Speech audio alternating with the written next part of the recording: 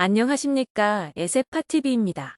요즘 나는 자연인이다 나는 프로가 남자들에게 인기입니다. 조용한 전원에서 살아가는 사람들의 자연 친화적 삶을 보면서 가끔 부럽다는 생각이 들기도 합니다. 하지만 TV에는 좋은 모습들만 포장되어 나오는 것이며 현실은 이상과 다를 수 있습니다.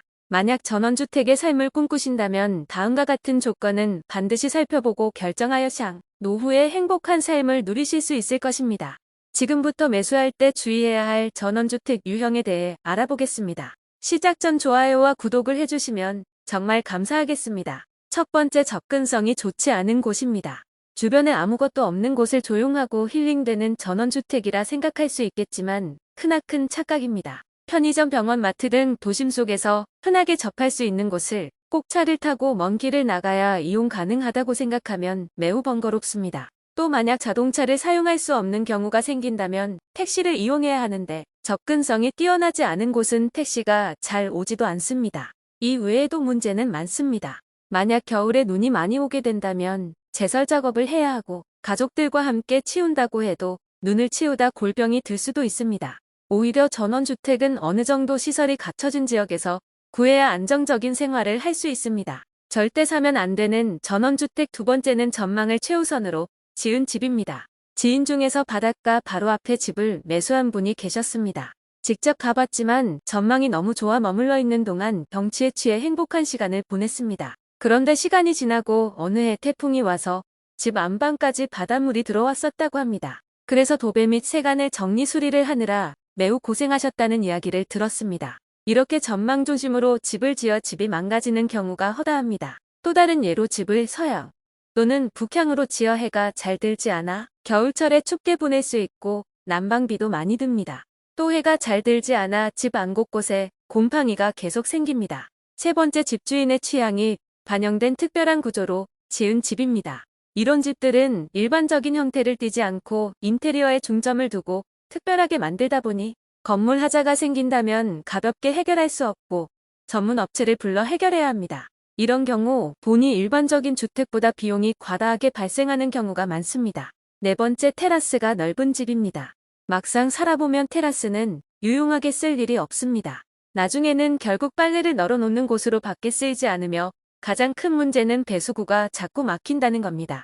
먼지 등 각종 이물질들이 바람을 타고 날아와서 시간이 지나 점차 쌓여 막히게 됩니다. 한번 막히면 뚫는 게 쉽게 해결할 수 있는 문제가 아니라 신경 써서 관리해줘야 합니다. 만약 배수구가 막힌 상태에서 폭우라도 내리게 되면 테라스에 물이 차오르게 되고 그 물이 다시 집 안으로 들어오는 난감한 상황을 맞이할 수 있습니다. 또 나중에 집을 빨리 판매하고 싶어도 쉽게 팔리지 않습니다. 다섯 번째, 쌍값의 재료를 사용해 단기간 내 집을 지은 경우입니다. 본인이 거주할 집도 아닐 뿐더러 건축업자가 수익성을 우선적으로 집을 지었기 때문에 집 상태가 좋을 리가 없습니다. 싼 수입산 나무 목조를 사용하여 개미 등 여러 벌레가 지속적으로 생기는 경우를 보았습니다. 많은 시간을 벌레와 전쟁을 치러야 할 수도 있습니다.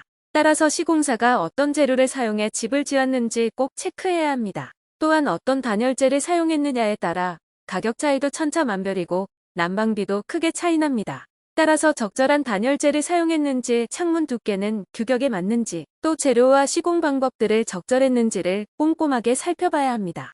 조금이라도 의심이 드신다면 절대 계약하시면 안 됩니다. 여섯 번째, 매입한 지 6개월도 안 되어 급매물로 다시 나온 집입니다. 이런 집들을 저렴하게 나왔다고 무턱대고 계약하면 절대 안 됩니다. 매입한 지 얼마 되지도 않아 다시 판매하려고 하는 것은 거주 환경이 좋지 않거나 집안에 문제점들이 많다는 것을 의미하는데요. 일곱 번째, 인테리어는 이쁜데 싸게 나온 집 또한 위유형과 비슷합니다.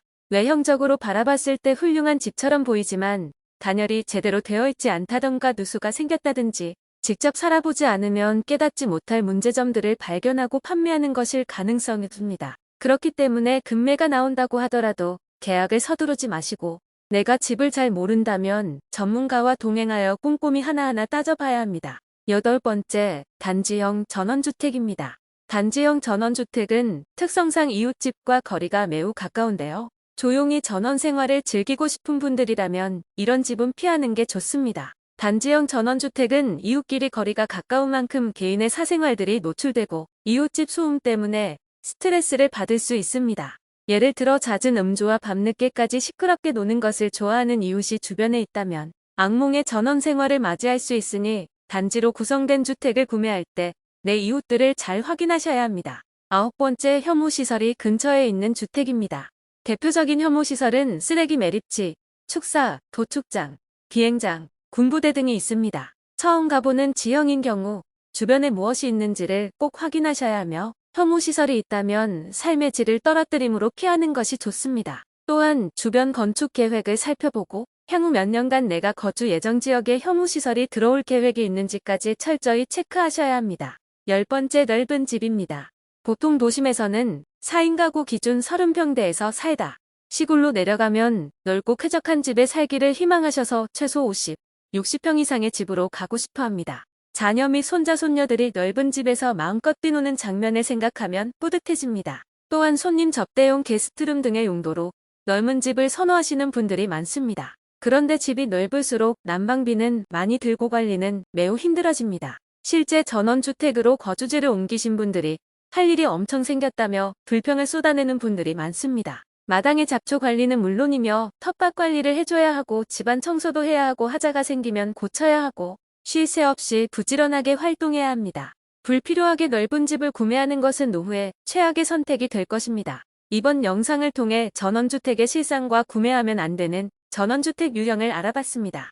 큰 공부 없이 그저 눈에 보기 좋다고 전원주택을 구매하는 것은 내가 평생 번 노후 자금을 잃을 뿐만 아니라 몸과 마음도 지치게 만드는 위험한 행동이라는 걸 알게 되셨을 겁니다. 따라서 전원주택을 먼저 덜컥 매수하지 마시고 전세나 월세로 임대를 살다가 마음에 들면 매수하는 것도 하나의 방법으로 추천드립니다. 행복한 전원 생활을 꿈꾸는 분들에게 한 줄 요약입니다. 절대 사지 말아야 할 전원주택 유형 10가지를 알아보았습니다. 싸다는 이유로 잘 알아보지 않고 전원주택을 구매하는 것은 내가 평생 번 노후 자금을 잃을 수 있고 또한 몸과 마음을 힘들게 할 수도 있으니 반드시 명심하세요. 내용이 도움되셨다면 구독 및 좋아요 꼭 부탁드립니다.